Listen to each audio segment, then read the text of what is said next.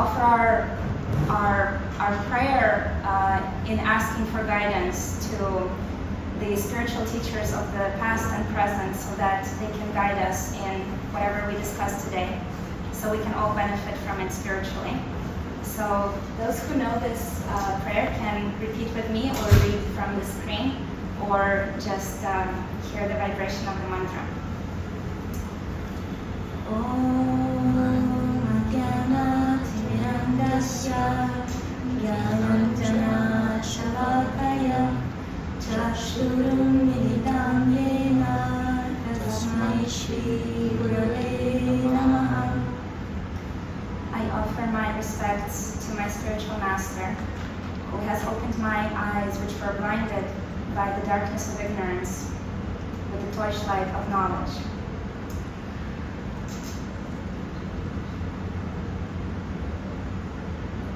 So, as Nityananda Chandra said, today we'll be talking about and reflecting around association in our lives. As we know, everything starts with awareness. Any positive change that we want to make in our lives, it starts with awareness. So today we'll talk about the principle and power of association and become more aware of the effect that it has in our lives. We'll also talk about what is considered favorable association and unfavorable for our spiritual practice according to the Bhakti scriptures. And based on those discussions, we'll do a practical exercise to look at our current lives and be able to see through maybe a slightly new lens and evaluate the association we have in our lives right now, and perhaps even reflect and meditate on possible changes that we want to make so that we can move closer to a life of higher consciousness, more spiritually aligned life, and happier life in general. So to start on the right foot, I want to bring up two verses from the scriptures. You don't have to read all of that, that's a lot. But this is from a book by our key teacher, Rupa Goswami, and the book is called Upadeshamrita, which is translated as Nectar of Instruction. And it's a very small book, it's only 11 Sanskrit verses, which are all about instructing the Bhakti practitioners on our path towards our destination. So how to achieve our destination, which is pure love of God, eternal, joyous service to the divine. And I've been studying this book for the last few months, so that's why it's on my mind. And the two verses that I'm bringing up on the screen describe what's favorable for spiritual practice and what's unfavorable. So there's 6 items in each of them. The verse 2 in the book describes what's unfavorable for the development of devotional service or bhakti or love in the heart. And verse 3 describes the principles, things that are favorable to the development of bhakti in the heart. And so I'm not going to go into too much detail about everything that's on here, but I've highlighted 2 things. I've highlighted these 2 principles. So can anyone tell me why I'm bringing this up? Can anyone guess?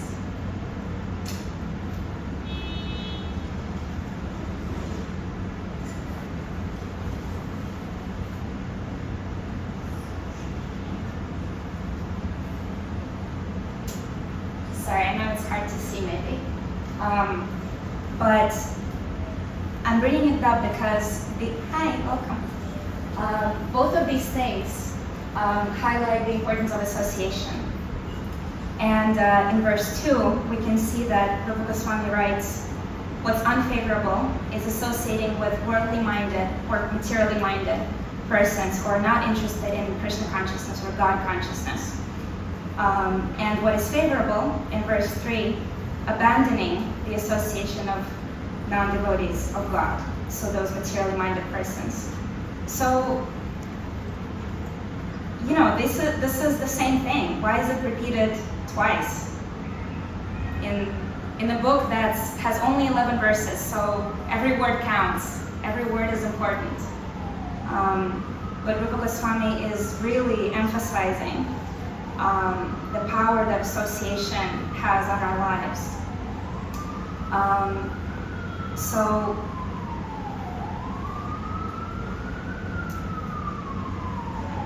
yes, I've already kind of spoiled the answer here, but yes, the biggest catalyst for change is also association. And there's a lot of scriptural evidence for this, but when I reflect in my own life, and I think of any big shift that happened in my life, and I think of what were some of the things that I can really identify, like what, hi, welcome,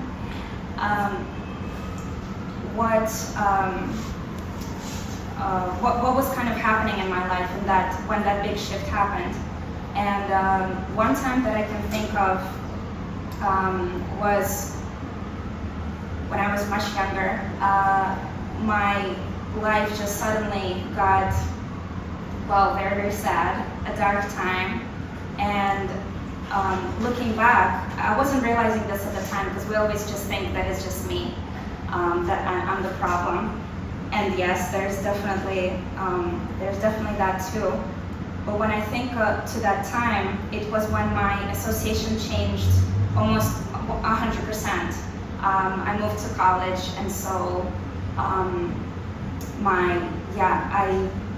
got all new friends, all new environment, and all of that, and it was affecting me negatively. And when I also think about a drastic positive change in my life, when everything just suddenly kind of started to make sense, and I started feeling hopeful that I can change my life, that I can live a happy life, I can make, I have the power to make my life what I want. All of this shift in mindset from that darkness also happened when I drastically changed my association. At that time, it was very purposeful. I knew what I was doing. I knew that I need to distance myself from association that was affecting me very negatively, and welcome people in my life who are uplifting me, who are treating me with love and acceptance, and who are spiritually minded and can lift me up. So if you think in your life, you can share if you want, or just keep it to yourself. But any big shifts in your life that you can think of, what was your association? Did it play a role in that shift? Just take a moment to reflect.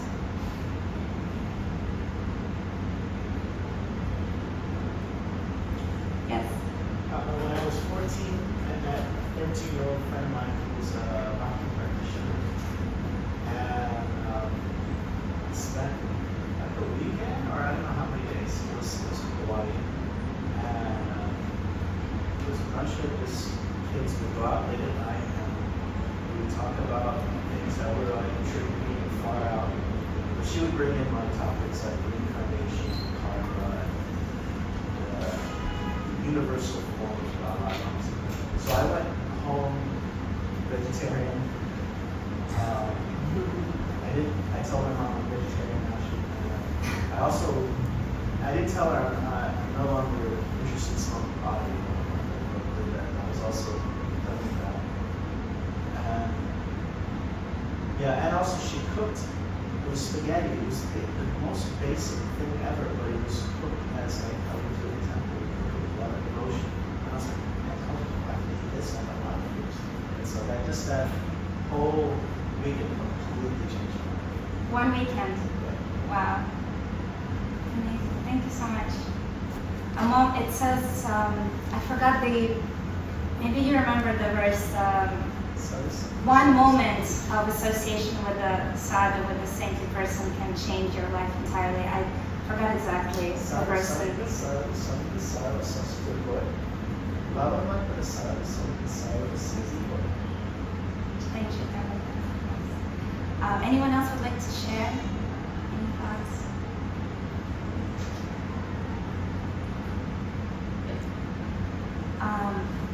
Yes. So I went to India last March, and when I came back, we had this group chat, and I asked, are there any harmonium classes that taking place? And they said, no, we don't foresee that. And at the time, I was living in a different state. Well, I ended up reconnecting with someone that I had dated years ago. And that completely fell apart. I won't go into too many details, but it brought me back to New York, which I never wanted to leave to begin with. And I was so down. And I was looking for things to do, and the yoga studio I was attending was offering a harmonium training. So I took the harmonium training, and then the person who led it actually invited the graduates to come to a talk here at the Bhakti Center. And I've been wanting to go to the Bhakti Center, but I forgot about it because I don't live in this neighborhood. And then when I came, I was like, this is nuts. Like, I love it here. I love the way the rooms are designed and everything like that. And so in that moment, I shifted from like ignoring some of my hunches and desires to like pursuing them. Like the harmonium brought me here. So for me, that and it shifted like who I associate with, not even by choice. Like I didn't cut anyone off. Some people I did cut off, but otherwise it just kind of like my whole planet shifted. Planetary for that. I'm being creative right there, but everything changed in that moment by just listening to my heart. Like, yeah, I don't play it well because I need to practice, but no, I was like, oh, just listening to your heart. Yeah. So, yeah, I'm listening to it. Thank you so much for sharing. Very personal. Yeah, and also a lot of the times when we have a very sincere need in the heart, even sometimes we don't realize it, but somehow there's a very sincere ask to God, to the universe, to whoever, that I need a change, and then somehow we meet somebody, or we're invited somebody, or something is arranged that then that association changes everything for us. But yeah, a lot of the times it's a response to a very deep request in the heart. Yeah. Yeah, I had a cousin a little older than me. I was 13 or 14, and who gave me just a lot of spiritual books, I guess. Rachel, we know each other. That's she's not telepathic.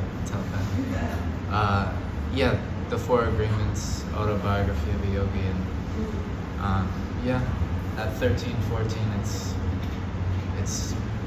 I probably didn't realize how transformative it was at the time, but in hindsight, I see it now. And I ended up spending a lot of time with her, so that's, yes, proof to that point. Yeah, and we don't always realize it, but association can really just change the entire trajectory of our life. So when I'm trying to practice, and hopefully that's what we can get out of this together, is that if we can just be more conscious about our choice of association, and how to choose the right association, just kind of raise our awareness about it, then we can invite more of that transformative power of the right association. And also I wanted to share that whenever I think of any challenges on the path in life, or like we're discussing in our community group, various different challenges, and most of the time, the answer that pops up almost every time is that we just need to change something in our association. Either associate more with someone, or maybe lose someone that's, pulling us down or something like that. A lot of the issues can, if not fixed by association, but it has just such a huge impact on any issues that we face in life. And also wanted to mention that it doesn't have to be in-person association. Like in Ayurveda, we know that food is not considered just what we intake in our mouth, but food is also what we hear, what we see. All of that is considered food.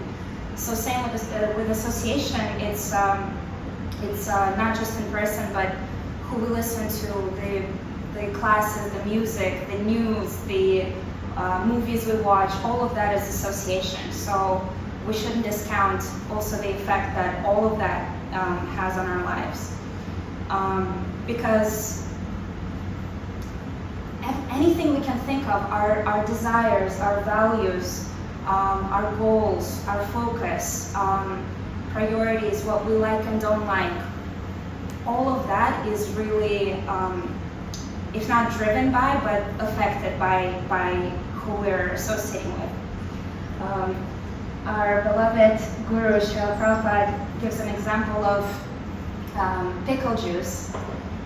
So if our Sanga, if our association is like the pickle juice and we're like the cucumbers, if we put a fresh cucumber in a jar of pickles, what will happen? It will get pickled, inevitably. It's guaranteed. Like, the cucumber can't stop that process from happening. It will absolutely happen. It's just a matter of time. So whatever environment we put ourselves in, whatever association we choose, we will eventually become that. There's no question. So yes, very, very conscious about who we choose to be close with. What kind of pickles do we want to be? So, okay, we understand how crucial it is to choose association consciously, but what are some of the criteria for the right association? What kind of association is considered favorable or good for a happy life, for life of spirituality? And this Russian poet, Vera Poloskova, I'm translating this, she said it a lot more poetically, but she said, choose friends that are better than you. It will hurt, but you will grow. So, right, maybe I'll be the new person in the group. Maybe I won't know anything that others know. Maybe I'll feel small and humbled by being the new person, right? But and it may be challenging for the ego to put ourselves in that situation, right? But at least in the company of the best, it's only a matter of time until I also make progress and become more like them, right? So yeah, why? I mean, I kind of said that, but why is she saying that it will hurt? What is meant here? It will cause discomfort. Discomfort, yeah. So, like, I think in order to change, you're always going to have some kind of discomfort. And it's like when the discomfort of where you are is greater than the discomfort of the change you want to make when you grow. Yeah. It just becomes uncomfortable when you're where you are. You gotta do some things in this life. Absolutely spot on. It's easier to be amongst people who share our bad habits, our lifestyle. It's just, it says lower consciousness likes lower consciousness. No one likes that one person who doesn't drink at the party. It bothers everyone. If we're all drinking and someone isn't, then it's pointing to us that this person gave up their the bad habit that I should probably also give up because it's self-destructive. So it's and I might not want to face that or give it up. I just want to enjoy the moment. So you're ruining my party. You're ruining my time, right? It's very hard to enjoy when someone is pointing to I could be doing better for myself. Have you ever tried to live very close to a very saintly person or just a person with a really pure lifestyle? How does that feel? Anyone has that experience? Yeah. I had the experiences that I was in the grocery store. I think it was either like Whole Foods or no, it was Costco. It was somewhere in Oregon. It was Costco. And we had a vegetarian cookbook in our hand. And the cashier started chastising us. Like, why are you vegetarian? Blah, blah, blah. And I was like with my little kids too. They're like 5 and 7 years old. But they're just threatened by the cookbook. Yeah. They just said like vegetarian dishes. So it was just like we said, there was some. We didn't say anything to the person. Yeah. And then the person became irritated. Uncomfortable, irritated. Yeah, like you are imposing on my free will to do what I want because you're in my face with your, with your pure lifestyle. Yeah, I have the same experience growing up and being vegetarian and not drinking alcohol and things like that. It just now I feel like people don't ask me this as much as when I was younger. Maybe it's just more socially more of a thing to respect the other person's boundaries and free will, but used to be it used to be really tough as a kid. And sometimes I just make something up, like I'm allergic or something. And that doesn't bother anyone. But if they find out that I'm not doing this because of any kind of moral reasons, no. I chose specifically not to mention that mostly as a kid because I couldn't, I also couldn't argue all these adults because I didn't have enough intelligence to argue them. But no one is bothered by me saying I don't eat strawberries. Doesn't bother anyone. But yeah, it's yes. Just curious. It says choose friends that are better. Yeah. So you're choosing friends that are better. Why would those friends be friends with you? That's a really good question. You're also choosing friends that are better than them. Yeah. That's really smart. Let's see. They can adopt you. I think that inevitably we'll have all kinds of people in our lives. We'll have people that are more senior to us. We'll have peers that are more on our level. And we'll have junior people that we can help and we can share what we know. So inevitably we'll have all those three categories of people in our lives. And I find that the higher in their consciousness a person is, they have more compassion in their heart to give it to us, to people who need help, to people who need guidance. So when you have something to give, you naturally want to give your association. What I also say is what is meant here by like taking association.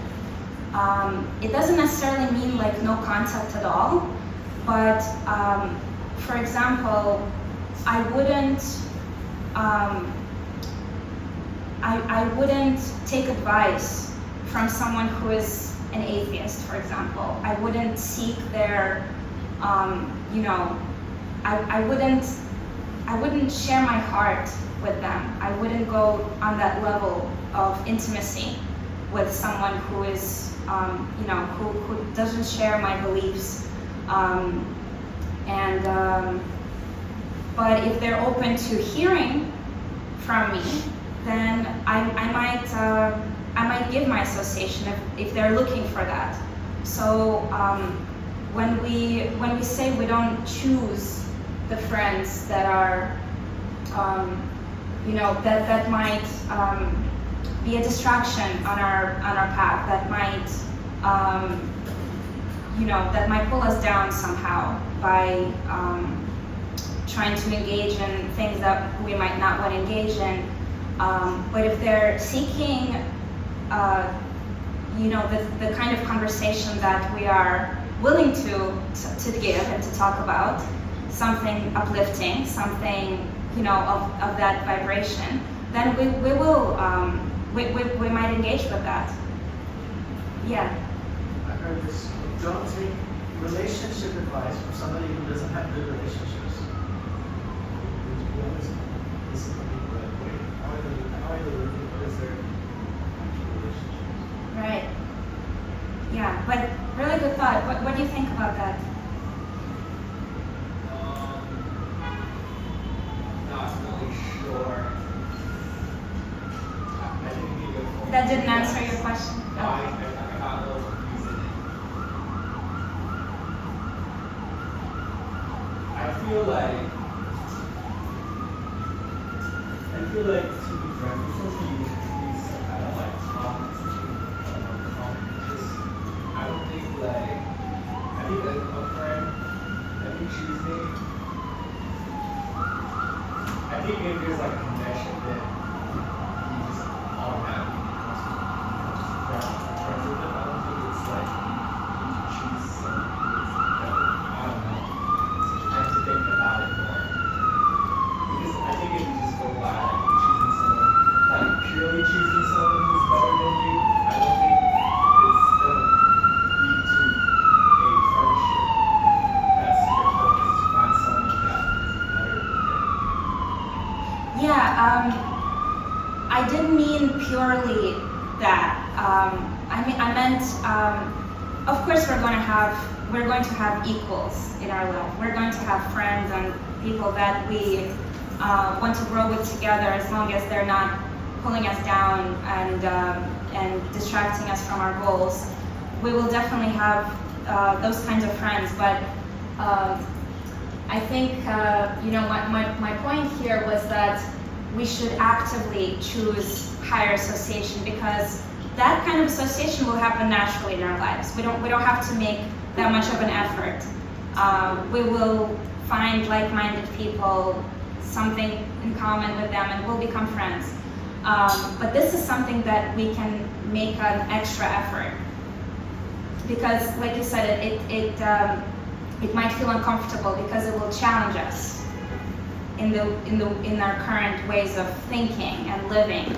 But despite that discomfort, we want to have people like that in our lives, because that will encourage our growth. Is that okay? Yeah. How do you know those friends are actually better than you? I mean, like, how do you know they're giving like good advice? Like, I know that's the right friend. Yeah. I think like Nityananda Chandra said, it's something that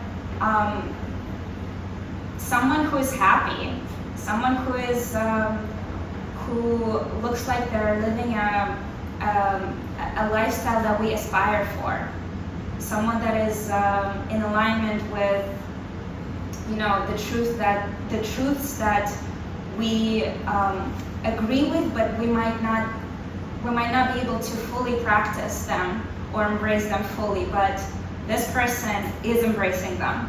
And so everything about their life is inspiring us and showing us how I can practically implement these truths and get guidance from a person like that. Yes? You said you would not want to share things with an atheist, but what if they are of a different faith, like if they're Muslim or Christian or something, and they think that what you are practicing is devil worshipping, which is how they describe it, then how do you... If they think that what? Sorry. Devil worship. Devil worship. They actually call Hindus devil worshippers. So, Yes. so how do you deal with that, other than an atheist who's indifferent? Yes, thank you so much. Well, it's advised to not argue with people in general, because argument very rarely leads to finding the truth. Most of the time, we want to just convince the other person of my own belief, and the other person wants to convince me. And so, most of the time, argument is pointless. Especially, it's advice to not, because God gave everyone free will, including that person who, thinks whatever they think. That is their free will, and they have the right to think that. Now, it depends why they want to talk with me. If they want to convince me that I should change my life, then I will just politely leave the conversation. If they want to understand if they want to sincerely understand how that's not devil worshipping, then if I sense that they're open to that, then I might try to explain. But most of the time, we try to respect people's beliefs and people's faiths, and not hurt anyone's feelings. So yeah. Yes. I came in kind of late. The basis of the talk is, what is the topic for? Yes, the topic today is the power of association. So the power that people who we let into our lives, the power that has on us. And we'll talk about what is, because we're all here looking for spirituality in some way. So we'll talk about what is favorable association for that purpose, and what is unfavorable according to the scriptures of the Bhakti tradition. And then we'll also do a practical reflection on association we have in our lives through that lens. I can understand where you're coming from, and I used to get caught in that trap, like trying to defend myself, right, for whatever it was I believed in. Yeah. And I realized that that's their paradigm. That's how they see the world. Mm-hmm. And I don't need to engage in how they see the world, but I can take pity on them, right? Because for those of us who are seeking higher consciousness, you know that it's not true. They're accusations. And when they point the finger at us, there's the word pointing back at them. So they can walk around in that darkness. But I think for me, it was about trying to convince them that I'm a good person. I don't need to. They have their mythology that they can believe in, but it doesn't exist. And if I play into them, then I'm making it real, right? But I can let them play out just as they play out, and not me. This is something that has helped me, because I used to get hurt. People are always trying to convert me or do some, I don't know, wherever I go in the world, there's always something, and I wear regular Western clothing, but I used to get really offended trying to prove that I am a good person. Who are they to judge me? So now I'm like, oh, thank you, and I keep it moving. It's a trap to get caught into. Definitely a trap. Best to leave the conversation. Yeah. If we can, if we don't feel triggered or offended or something, we can try to show the person love, and that may be the best preaching that we can do to them without saying anything about trying to change their belief. Just show compassion and love, and that is the best proof that my practice is working, because I'm not triggered by your criticism and hurtful things you're telling me. I'm not triggered by that because I'm developing love in my heart, so that can have a huge impact on someone who's being very critical and offensive. And I've had situations where the person even fully changes their attitude towards me, within the matter of 5 minutes, and apologize. And I mean, magic happens. But sometimes it's hard to kind of find the strength to engage, and then we just respectfully, say I can't engage in this kind of conversation. Very interesting insights. The other thing I wanted to mention is the taking it a step further. To really grow spiritually in Bhakti, we need people in our lives, at least some people in our lives that have Bhakti, that have love of God. That is called sadhu Sanga. Sadhu is a person who has love, who's developed love in the heart for God. And so sadhu Sanga means that association with a saintly person or a devotee who really developed love of God, because Bhakti doesn't live in kind of space. Bhakti lives in the heart, and it only can transfer from one heart to the other. You can't just kind of catch it like a virus.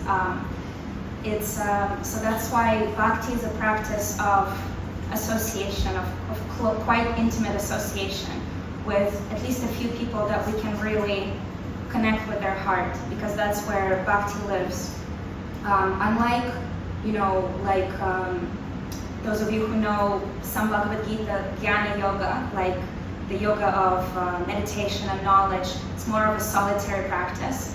But Bhakti Yoga is all about relationships, because in order to develop a relationship with God, we have to understand the principle of developing that relationship through developing relationships with others. And the principle is called dadati in Sanskrit, translated as give. So it means service. So the main principle with which we try to develop relationships with others and with God is dadati. Other principles that are included in this term is humility, focusing on spiritual topics in our friendships, of trying to avoid gossip, trying to avoid criticism, practicing forgiveness. All of this is encompassed. And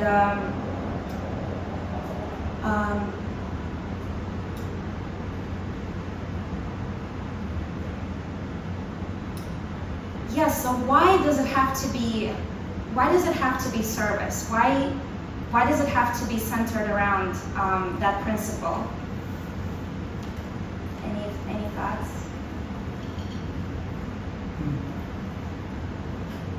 I think for me, what I need is to be put in my place sometimes. I can get too full of myself in my own way, think that I'm right on something. Even if it's just internal, I know that it's going on. Externally, I'm probably very diplomatic about it. But serving someone else automatically would make me feel humble, and hopefully, and I think it's just a correction. Like, get back to that place where you're not better. You don't know more than others. You don't know what you think you know, and that kind of thing. And also, what you know is like material stuff. Like, so what if you have a lot of knowledge? So what if a person has money or good looks or whatever? Okay, that's cool, but that's material. Mm-hmm. When you serve, it's coming from the heart, and you're putting aside those things and showing up for the other person in some kind of loving way. Mm-hmm. So it's a lovely thing. Yeah. Beautiful, Emily. Thank you. Yeah, exactly.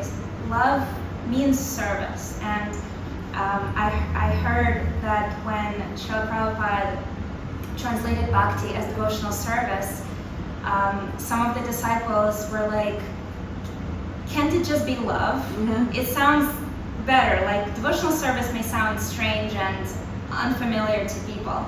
And Prabhupada said, no, it has to be devotional service, because if we translate it as love, that has such a polluted, meaning in society that people will have a misunderstanding when they hear that this is a path of love, but when they hear it's a path of devotional service, that automatically means, oh, okay, this is about giving. Because when we hear love, we tend to think more like something I can enjoy, something that's pleasing to me. That's what we associate it with. But service, immediately we think, oh, this is not for me. This is for someone else. And so Srila Prabhupada explains to us in so many ways that to love means to serve. And from the desire to give, real love can be born. And we can experience that highest happiness. Well, that's something to say. Yeah. Well, what you said kind of made me think about how when we enter into a flow state, we're not really focused on ourselves, we're in the zone. So I think the idea of you're doing something that without an attachment is really for the sake of itself, and when it comes to giving, that's the sake of service. Beautiful. Thank you so much. What's your name? Leon. Yes. Thank you. Beautiful. So, like I promised you all, we're going to do a quick exercise. But before we do that, so we're going to look at our current association, and we're also going to just kind of categorize what of that association is kind of uplifting and favorable, and what is unfavorable for our practice. And before we do that, let's just define what that means. So first, I just want to hear from everyone, what pops in your mind? What are the different qualities of association that's uplifting? There's no wrong answers. We're just trying to kind of paint the picture so that when we're doing the exercise, we can keep it all in mind.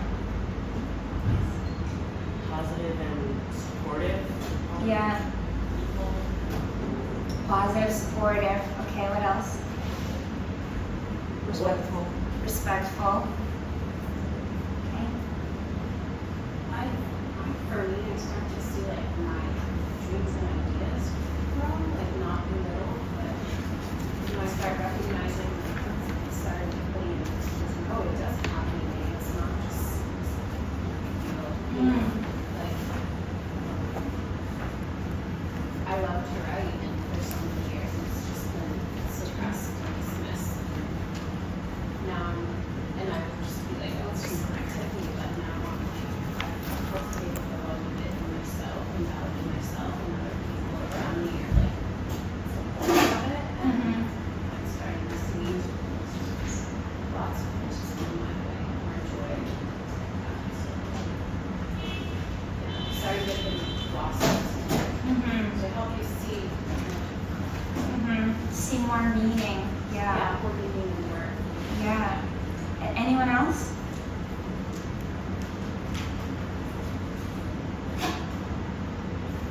What's the prompt? What's uplifting association to you? What are some of the qualities of that? What is it like, that association? Being able to deeply connect with others in the moment, especially around something that's vulnerable or something that's meaningful. Meaningful, deep connection. Yes. Beautiful. Anyone else? I guess feeling like seen and heard. Feeling seen and heard. Beautiful. Yeah. Just in the interest of time, I wanted to bring up, invite scripture into our discussion again. So I'll share this verse that provides criteria for ideal companionship on the spiritual path. And so the verse here is Sajatiya Shayesnite Sadho Sanga Svatobare. This is a part of the verse from Rupa Goswami again, from his book called Nectar of Devotion. And he is saying here that that association with that uplifting association has to be sajatiya, like-minded. So that means people that we kind of speak the same language, we get each other.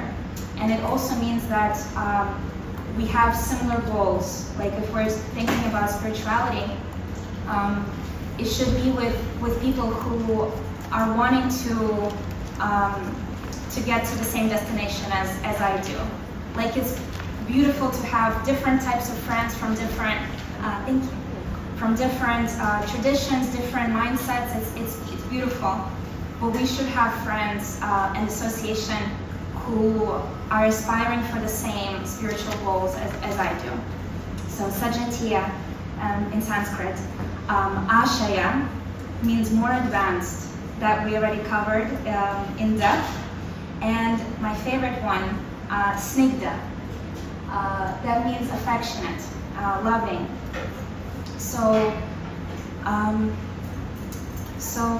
yeah, like you're all mentioning that it has to be affectionate, it has to be accepting. Like it has to be, we have to feel seen by the person, and from that loving relationship we can get the most out of, because even if the person tells me something uncomfortable, something that really challenges me, but I know they love me, I will take that with so much gratitude, and I will not feel hurt by that, etc. Versus the opposite. Okay, quickly, unfavorable association, what does that mean? Just quick share. Haters. Yes. Oh my God. Yeah. More. Separation. Okay. Well, anything that drags you down. Negative, toxic. Negative, toxic, it drags you down. Fault finding, great. Disrespectful, for sure. Okay, keeping it all in mind and more, I'm sure you're all thinking about more qualities of that association. Now, finally, we have a few minutes for the exercise. So, we're going to, thank you so much, Emily, for distributing paper and pens. So we're going to draw a house. So please, if everyone can start working on that. And it's going to be a 2-story house. And please make it big enough so you can write in each story some names of people. And on the first floor of our house, we're going to have people that are the closest to us, that we associate with on the most frequent basis, closest connection, and have most influence on our lives. That's our first floor. Our second floor is going to be less frequent, but still somewhat regular, maybe on a monthly basis or several. Anyway, someone who maybe you don't talk to every day, but you feel the effect that the person has in your life quite strongly still. So I'll give you just a few minutes to fill that out for your houses. So now we'll try to analyze, and we'll circle those people who we feel are that uplifting association, what we described, who are picking us up, inspiring us, spiritually minded, etc. All the things that you've mentioned. We'll circle them, and then we'll put in squares or rectangles those that is that kind of more negative association. Don't feel bad about it. It's not that we don't love them. It's just that we're trying to kind of raise our awareness about the effect that the person has on our consciousness and our life. So, and neutral people, just leave them as they are. Just kind of focus on those that you feel that are definitely one or the other.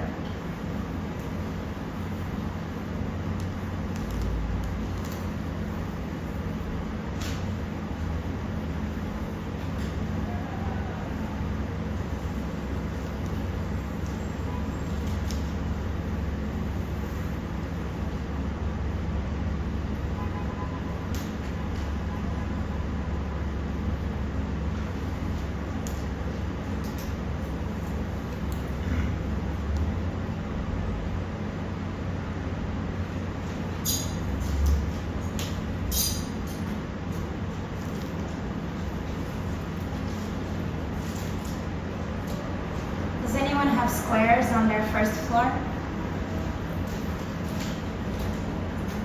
A few of us. If it's not a parent, a partner, or a child, or a close relative, can we, reflect and meditate on, can we move them to the second floor? Can we have a bit less of that, association that's dragging us down? And vice versa.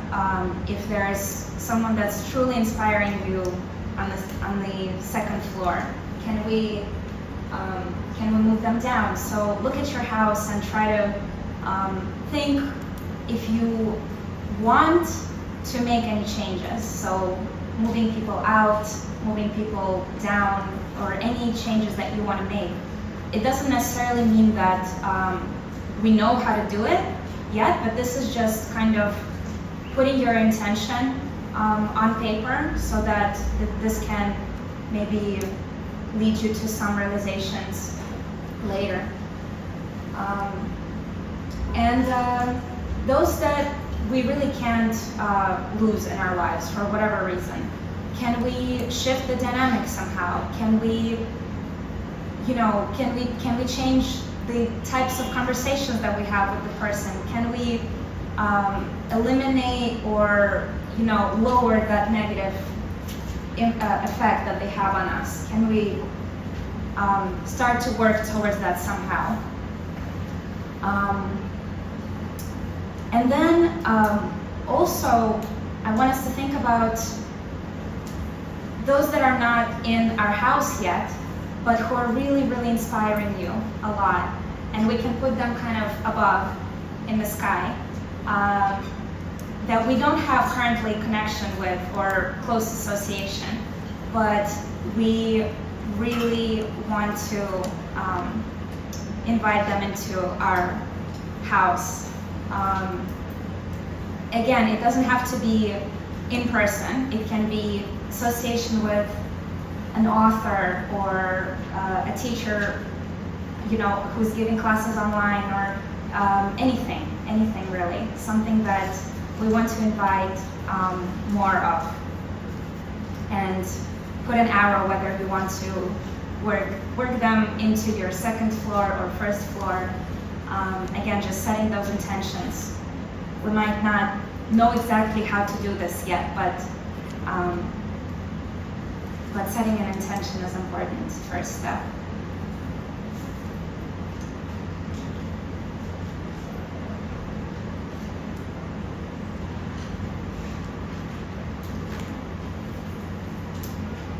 Okay, we're at 7 o'clock, so we have to finish now, but any realizations from the exercise or anything you want to share? Yeah. I have a shape which is between a circle and a rectangle. And it's for someone on my first floor. Mm-hmm. And it's definitely indicative of the daily grind when it comes to seeing someone's great traits and seeing some things that drive you bananas. And so there's that push and pull. Mm-hmm. So yeah, that's the shape that I'm looking at right now, is that hybrid shape. You're very precise in your analysis always, Emily, so I'm not surprised to hear that from you. Yes. I really like this unfavorable versus favorable association. So now whenever I have that in me, I can just inside of me say this is unfavorable. I don't need to say it out loud. I can just quickly recognize it in myself and retract myself, and not get so into the emotion. Because I want to keep doing things that are favorable, but I know that there's always unfavorable people, unfavorable situations and whatnot, so I can't hide them. Yeah. Beautiful. Thank you. Yeah, and it's not a judgment that we have on the other person. Like you said, it's just awareness. Yeah, it is in me, and so I'm just recognizing that. Oh, okay, this person has that effect on me, and I'm recognizing that. So So I'll make decisions that will not let it affect me negatively. Somehow, yes. I have a little thing to offer in relation to the description of the talk. And there's a magician named Darren Brown, and he invited some advertisement agents to his office for an experiment.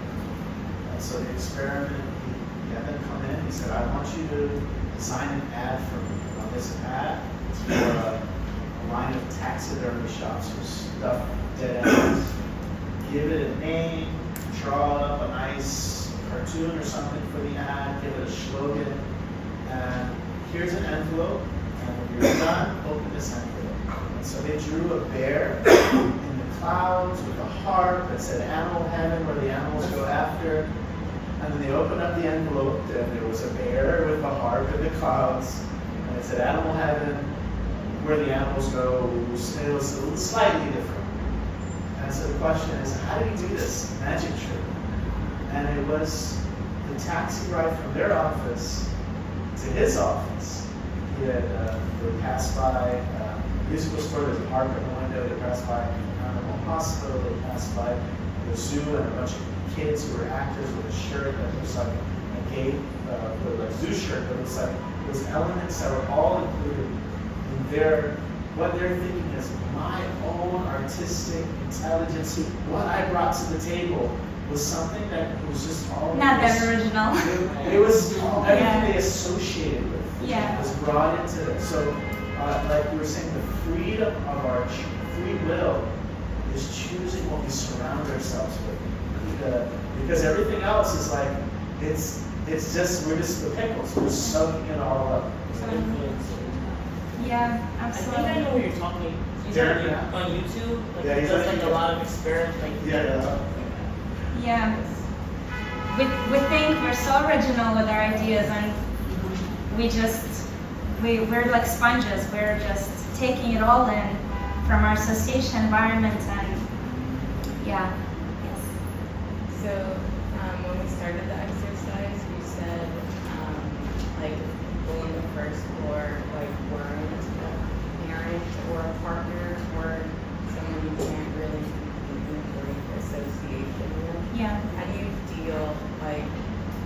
How do you, I guess, navigate those people who are people that are associations Yeah. by not by choice and who are negative associations? Yeah. We try to change that dynamic somehow. We try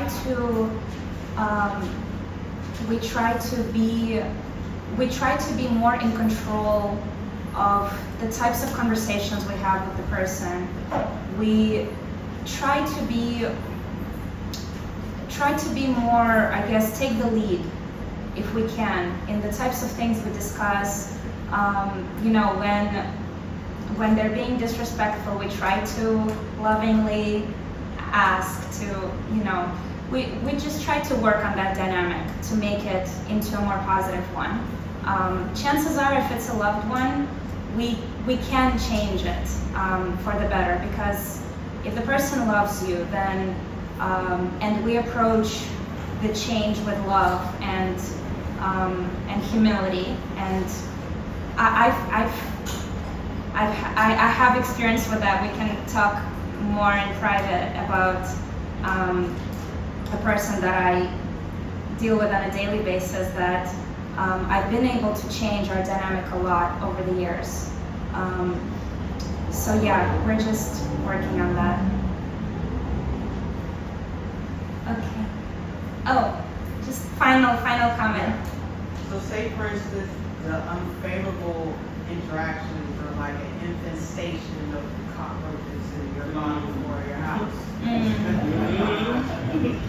How do you spiritually mitigate that?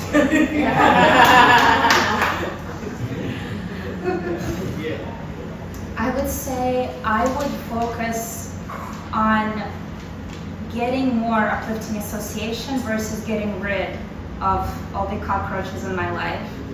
So when we seek more uplifting association, then naturally the effect that those people have on us, it just diminishes kind of on its own over time.